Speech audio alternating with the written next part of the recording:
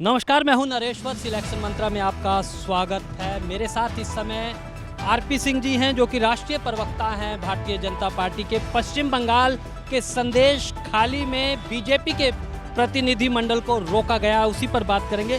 Sir, एक सवाल सबसे बड़ा ये आ रहा है कि जो सेकुलर जो सरकारें हैं, जो अपने आप को कहती हैं, वो लगातार महिलाओं के मुद्दे पर चुप्पी साधे हुए हैं। ममता बनर्जी सरकार भी वहाँ पर सच्चाई का पता लगाने से रोक रही है। देखिए, संदेश खाली से एक ही संदेश है कि जिस प्रकार के अत्याचार, जिस प्रकार के दुर्व्यवहार, जिस प्रकार के दुष्कर्म वहाँ पर महिलाओं के साथ हुए, वह कभी सुनने में आए नहीं। सिर्फ दुष्कर्म ही नहीं हुए, उनकी ज़मीनों पर भी हड़पने की कोशिश की जा रही है, और की जा रही है एक शाहजहां शेख या उसकी टीम के माध्यम से। सरकार अब तक शाहजहां शेख को पकड़ने पर शाहजहां शेख गायब हो गया है।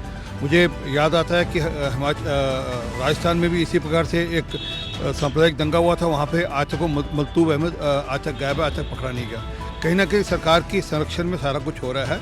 और कल तक जो सरकार माँ, माटी, मानुष की बात करती थी, आज तीनों स्तर पर फेल है। ना माँ की चिंता हो रही है, ना वहाँ की माटी की चिंता हो रही है, और मानुष के साथ जो हो रहा दिख रहा है, वहाँ पर इमरजेंसी से ज़्यादा बुरा हाल है।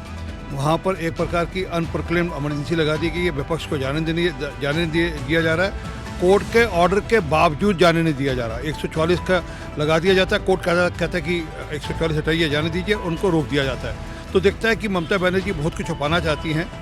ये वापस से जिस प्रकार से जो नंदीग्राम में हुआ था, जिसको लेकर ये खूब लड़ी थी अपनी तरफ से, ये उस प्रकार की स्थिति है। आज ये सत्ता के दूसरे पक्ष में है। दूसरा सवाल ये उठता है कि जो अधीर रंजन चौधरी हैं, जो प्रतिपक्ष के नेता भी हैं लोकसभा के, वो ममता बनर्जी की आलोचना कर रहे हैं, सच की बात कर रहे हैं। लेकिन इधर टीएमसी और कांग्रेस बीच गठबंधन हो रहा है, आम आदमी पार्टी के हो रहा है, ये इसको लेकर कैसे देखिए? ये सबके सब दल जब किसी महिला के बारे में बात होती है तो आंखें मूंद लेते हैं। खास करके जहाँ इनकी अपनी पार्टियां हैं, जहाँ इनके अपने दल सत्ता में हैं, वहाँ जब भी कोई महिला उत्पीड़न की बात हो तो आंखें मूंद लेते हैं। और मुझे नहीं लगता कि कहीं कोई समझौता होगा कहीं पे कांग्रेस और टीएमसी का, क्योंकि कांग्रेस का और टीएमसी का समझौता नहीं होता। कांग्रेस और लेफ्ट का ऑलरेडी है, टीएमसी लेफ्ट के साथ समझौता करे नहीं। हाँ ठीक है, मन बनाने के लिए कोशिश करते रहेंगे, दिखाते रहेंगे हम एक साथ हैं, हम एक साथ चल रहे हैं। परंतु ममता बनर्जी ऑलरेडी कह चुकी है 300 में से 40 सीटें कांग्रेस जीते, बहुत बड़ी बात होगी। वो ऑलरेडी इनको अभिशप्त कर चुकी है, अभिशाप दे चुकी है अपनी तरफ से।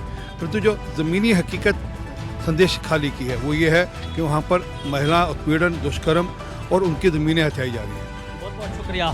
तो संदेश खाली में महिलाओं का जो उत्पीड़न है वो तो हो ही रहा है, लेकिन सच्चाई भी सामने आने नहीं दी जा रही है। इसी को लेकर बीजेपी ने ममता बनर्जी सरकार पर पलटवार किया है।